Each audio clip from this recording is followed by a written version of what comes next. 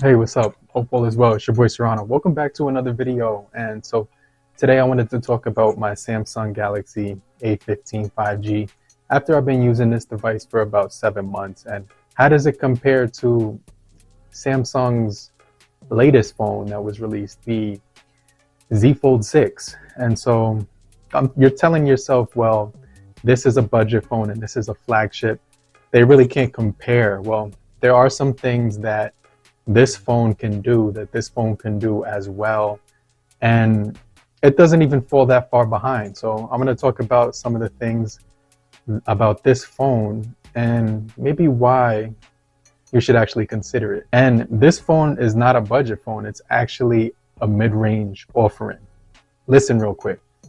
Yes, the Samsung Galaxy A15 5G is considered a mid-range smartphone. With that being said, this device was released back in December of 23, not too long ago, 7 months ago.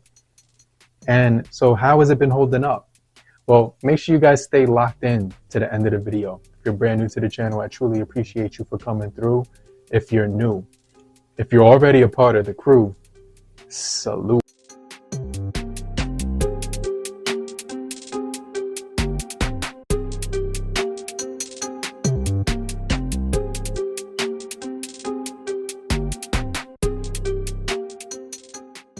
So let's start out with some of the basics. So this phone being $1,800, obviously with the economy and the state that it's in, most people aren't looking to spend money, they're actually looking to save money.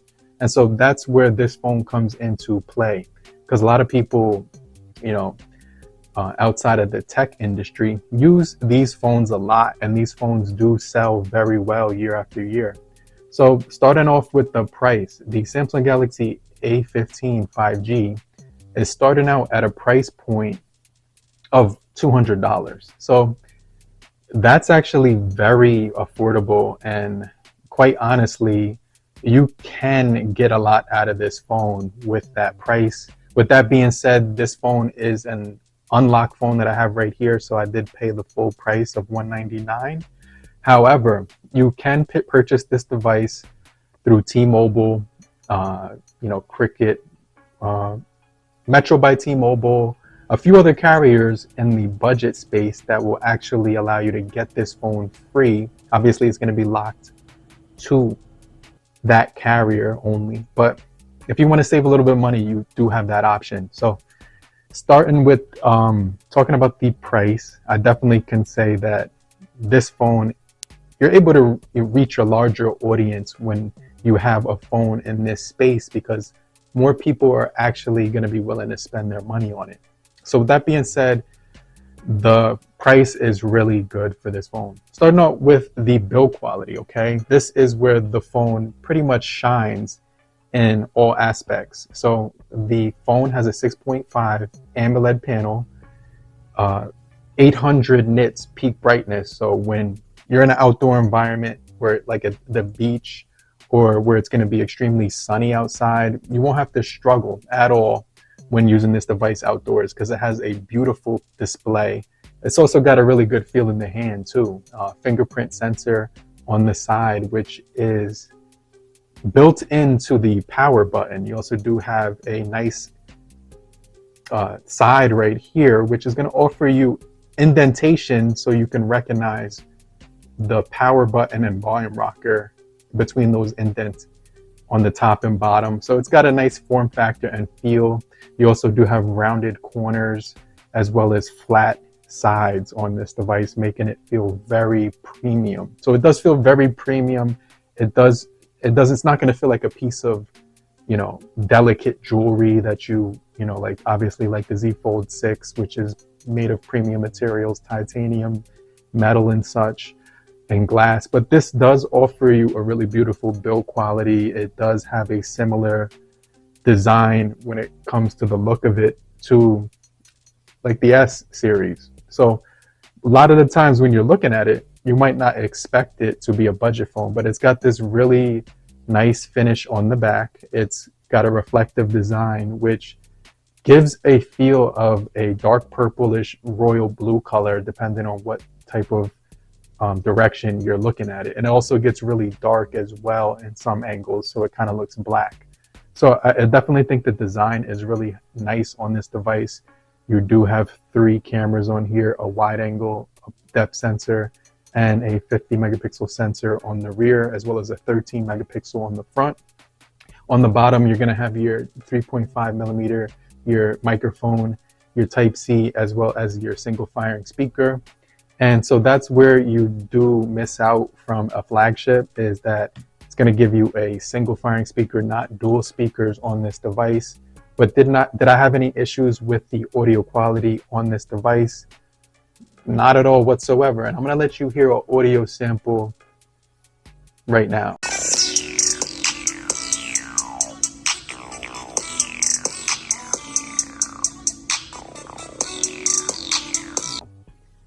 So let me know what you guys think about the audio quality on this device. I definitely think it sounds really good.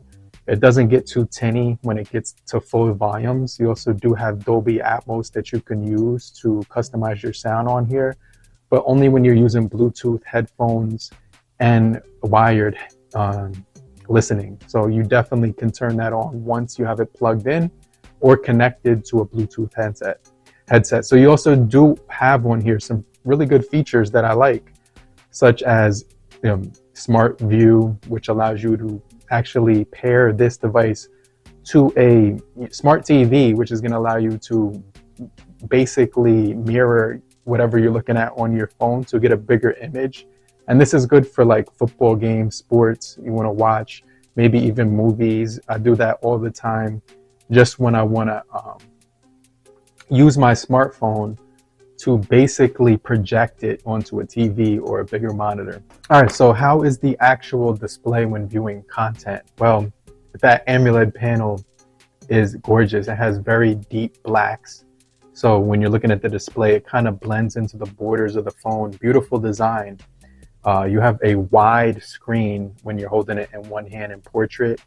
When you put it in landscape, it has a really good feel in the hand with the flat sides. You don't feel like it's gonna slip out of your hand because of the flat sides. It's easy to grab onto. Punchy colors when it comes to looking at this phone for watching videos and movies. Colors are very accurate. The details are very sharp as well. So whether you're gaming, whether you're watching movies, or catching up on your highlights when it comes to like ESPN or, NBA TV, this phone will be very good for consuming media content. So it's really good for social media as well, scrolling through Twitter, Facebook, Meta, whatever you want to call it, X app. It's going to be very nice for that. With the 90 hertz refresh rate, it's going to give you a smooth actual scrolling on this device. So I definitely think this phone checks off a lot of boxes for the average person looking to spend money on a smartphone right now, considering the economy. Not a lot of people are going to be emptying out their wallets. They're basically going to be trying to, penny pinch when it comes to purchasing a device, unless you're like a big tech enthusiast that purchases phones year after year. I think that statistic is very small when it comes to this space. So I definitely like the customization of Samsung phones. They give you the ability to customize the theme, the fonts, the backdrop colors. You're getting some really good customization, and I just really enjoy the ability to do that. I was actually messing around with this phone and customizing my own character in AR zone inside of the camera, which was cool. You can use that guy to, you could send them in different messages to family members and friends. And, the drip on here, look at this dude, the jumpsuit. You're able to customize the outfit, the hair, the everything you want about this thing.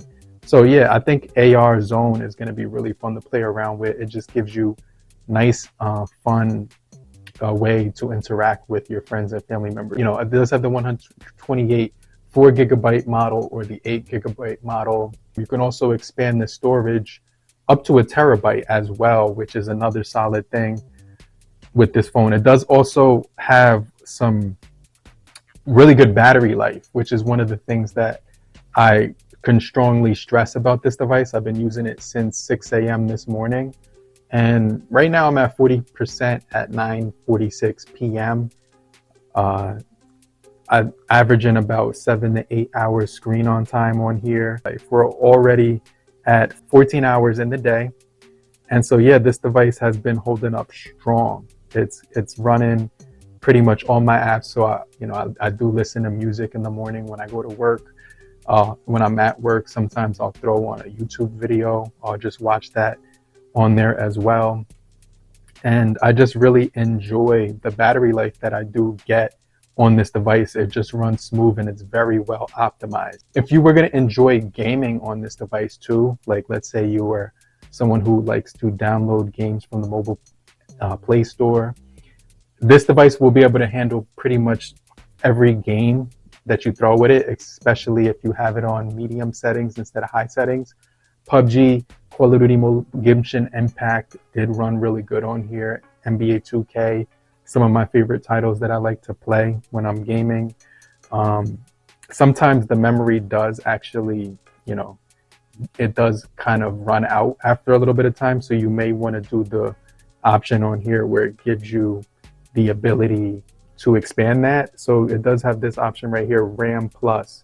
So you get an extra 4 gigabytes of virtual RAM, which is different than actual RAM because it's using it from your actual internal storage on the phone. So yeah, I can't really complain.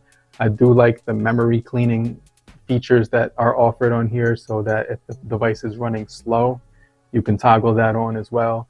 It does have the edge panel. It does give you customization. It gives you floating apps, floating windows, which flagships are being released without that feature, which is kind of mind-blowing to me at this point, considering that these budget phones can give you better multitasking than some $2,000 phones, which is pretty crazy in my opinion. Bluetooth 5.3 is running on here, very good GPS. Call quality is good. I'm mostly on 5 bars out of 5 all day on 5G. And so the last thing I wanted to talk about was the cameras on here. So one of the things I like about the cameras on here is that they're stable when it comes to recording video at 1080 30 frames per second, which it max out at. And so if you go into the camera app, this device has some pretty fun features. It has a fun mode where you can actually kind of decorate your pictures with the Snapchat filter. You have your portrait mode where you can customize the aperture from 0 to 7, giving you that more clean looking image where the outside of the image is blurry and then the center of the image is focused in, giving you like a more DSLR experience. The photos on here, so you have the ability to drop the photos down from the 12 megapixel camera all the way up to the 50 megapixel camera. Just keep in mind that when you are using the 50 megapixel, you have no zoom on here, but you do have wide angle and macro mode, as well as the other features in the camera, which I think are very useful. So you do get pro mode, night mode, hyperlapse, slow motion, and food mode as well, giving you a premium, I would say a pretty decent experience, better than normal, above average cameras when it comes to this price point. And that mainly comes to the image quality, colors, detail, as well as when you're recording video, the stabilization is actually pretty smooth, even on the wide angle. So yeah, that's about it for the Samsung Galaxy A15 5G. In my experience using it and putting my SIM card back in here and running this device as my backup phone to the Samsung Galaxy Z Fold 6, there's honestly not too much you're gonna miss, except for those really premium features like Samsung Galaxy Dex, which is going to be offered on this device.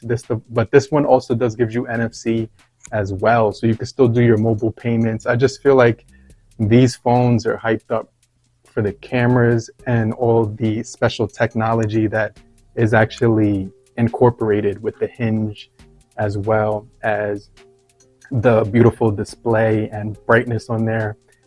and basically the build materials and stuff like that. That stuff didn't matter to you, and if you were just a user who was mainly focusing on the user experience, this device can basically take the place of this device if you weren't a picky person when it comes to all of these special features and AI technology that's coming out, like tap to touch to search, circle to search, AI features that are coming out, which most people who do use them actually have to find a use case for them. But I'm okay with my Gemini Lite on here, which gives me the ability to basically talk to my Gemini assistant so that I can research things that I never was able to do before with the Google Assistant. All right, so just to wrap up this video, what are the main compromises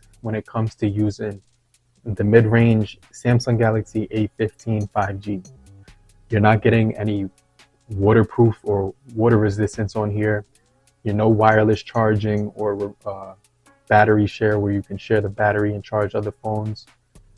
You're not getting Samsung Galaxy DeX or some of the really good cameras on here with the telephoto and stuff like that, where you can zoom in really far in and kind of get a really good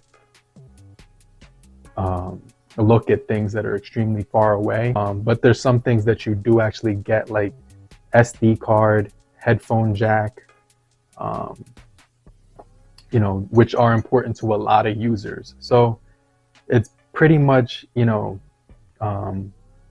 not that much of a loss when you consider picking this up. You do get 25 watts fast charging, which is actually better than some flagships that released this year, or even just as good. So it's got some really quick fast charging. And then it also does have the split window, the floating apps, and the sidebar, where it's better multitasking than a lot of the phones that are coming out without those features. It's like, I definitely think at this point in time, it should be illegal to release a phone without floating windows. Let me know what you guys think. If you're still here, just type down below, I'm still here, so I know you're still kicking it with me. And I just want to remind you to hit the like button so we can get this video out to more people and help boost the engagement. I'll hit you back. I'll check you guys later. Peace. Later, crew.